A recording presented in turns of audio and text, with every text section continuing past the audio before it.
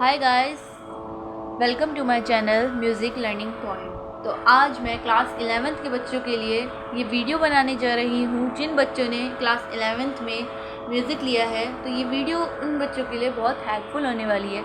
तो आज इस वीडियो में मैं आपको नाद के बारे में बताऊँगी। तो आइए शुरू करते हैं। सबसे पहले नाद संगीत में नियमित और स्थिर कंपन आंदोलन द्वारा ध्वनि उत्पन्न होती है, जिसे हम नाद कहते हैं। अगर किसी भी चीज़ को हम मारेंगे या किसी भी चीज़ को पीटेंगे तो उससे जो ध्वनि या कंपन उत्पन्न होती है उसे ही हम नाद कहते हैं। जब किसी ध्वनि की कंपन कुछ समय तक चलती रहती है तो उसे स्थिर आंदोलन कहते हैं। कि जैसे कि आप सबने देखा होगा कि अगर आप थाली को बजाएंगे तो उसकी कंपन कुछ समय तक सुनाई देती है। थाली को बजाओगे या फिर आप डफली को बजाओगे या डफली पे मारोगे या डफली को बजाओगे तो उससे भी जो कंपन आती है तो वो कुछ समय तक चलती रहती है।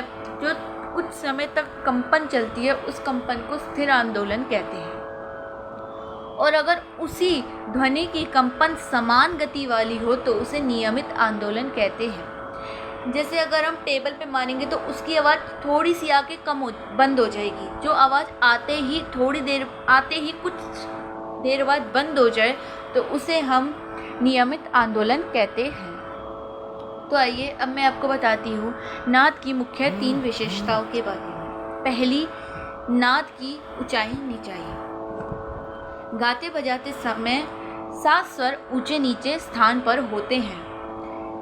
नाद की ऊंचाई नीचाई आंदोलन संख्या पर आधारित होती है। अधिक आंदोलन वाला स्वर ऊंचा होता है और कम आंदोलन वाला स्वर नीचा होगा। अब आइए इसे समझते हैं। गाते बजाते समय 7 स्वर ऊंचे नीचे होते हैं। नाद की ऊंचाई नीचाई आंदोलन संख्या पर आधारित होती है। अधिक आंदोलन वाला स्वर ऊंचा होगा और कम आंदोलन वाला स्वर नीचा होगा। अब जैसे कि अगर हम मध्य सप्तक का सा गाएंगे तो जो उसकी ऊंचाई होगी वो कम होगी, वो नीचा गाया जाएगा, वो ऊंचा नहीं गाया जाएगा। मध्य सप्तक का अगर हम सा गाएंगे या मध्य सप्तक में अगर हम कुछ भी गाएंगे, मध्य सप्तक का सा नी धा पा अगर हम कुछ भी बोलेंगे तो वो नीचा गाया जाएगा, ना कि ऊंचा। और यही अगर हम तार सप्तक का सा गाएंगे या तार सप्तक का सा रे गा मा पा धा, तार सप्तक के सा से आगे हम जो भी स्वर गाएंगे तो वो ऊंचे गाए जाएंगे, ना कि नीचे। तो यही तार सप्तक के जो शब्द होते हैं वो ऊंचे गाए जाते हैं और मध्य सप्तक के जो शब्द होते हैं वो नीचे गाए जाते हैं। तो आप इसे ऐसे याद कर सकते हैं और इसकी ऐसे पहचान भी बना सकते हैं। अब दूसरा, नाद का छोटा बड़ापन। धीरे से बोला गया स्वर थोड़ी दूर तक जाता है और बहुत जोर से बोला गया स्वर बहुत दूर तक जाता है। छोटा नाद धीमा सुनाई देता है और बड़ा नाद दूर तक सुनाई देता है। अब आइए इसे समझते हैं।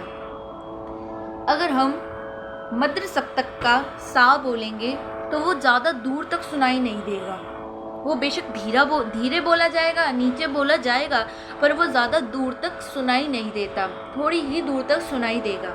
यानी कि एक कमरे तक सुनाई देगा, दूसरे कमरे में आपको वो सुनाई नहीं देगा। और वहीं अगर हम तार सप्तक का सा गाएंगे तो आपको वो 1 2 3 तक कमरे पार कर जाएगा, इतनी दूर तक वो आपको सुनाई देता है, क्योंकि वो तार सप्तक का यानी वो ऊंचा गाया जाता है। और एक एग्जांपल हम और ले लेते हैं कि अगर आप किसी को बुलाओगे, अगर आप किसी को बहुत धीरे से बुलाते हो तो वो काफ़ी दूर तक सुनाई नहीं देगा। और उधर ही आप किसी को बहुत ज़ोर से चिल्ला कर बुलाओगे तो वो उसे बहुत दूर तक भी सुनाई देगा। तो ऐसे आप इसकी पहचान बना सकते हैं। अब हम तीसरे के बारे में बात करते हैं, नाद की जाति अथवा गुण। प्रत्येक वाद्य का स्वर एक दूसरे से अलग होता है। अनेक वाद्य के एक साथ बजने पर भी हम उनके स्वर विभिन्नता होने के कारण पहचान लेते हैं। इसी को नाद की जाति कहते हैं। अब आइए इसे समझते हैं। म्यूज़िक में बहुत सारे इंस्ट्रूमेंट्स होते हैं। अगर हम बहुत सारे इंस्ट्रूमेंट्स को एक साथ बजाएंगे तो भी आप पहचान सकते हैं कि कौन कौन से इंस्ट्रूमेंट बज रहे हैं बिना देखे। अगर आपको हारमोनियम के बाद अगर आपको इंस्ट्रूमेंट की पहचान हो, यानी इंस्ट्रूमेंट को अगर आपने एक बार भी सुन रखा हो, जैसे आपने हारमोनियम को बजाता हुआ सुना हो कभी, या तबले को बजता हुआ सुना हो, ढोलक को बजता हुआ सुना हो, या पियानो को बजता हुआ सुना हो, तो आप अगर वो एक साथ भी बज रहे हो तो आप उन्हें पहचान सकते हैं कि यहाँ ढोलक बज रही है, अब तबला बज रहा है, या अब हारमोनियम बज रहा है, या पैड बज रहा है, या अब ड्रम बज रहा है।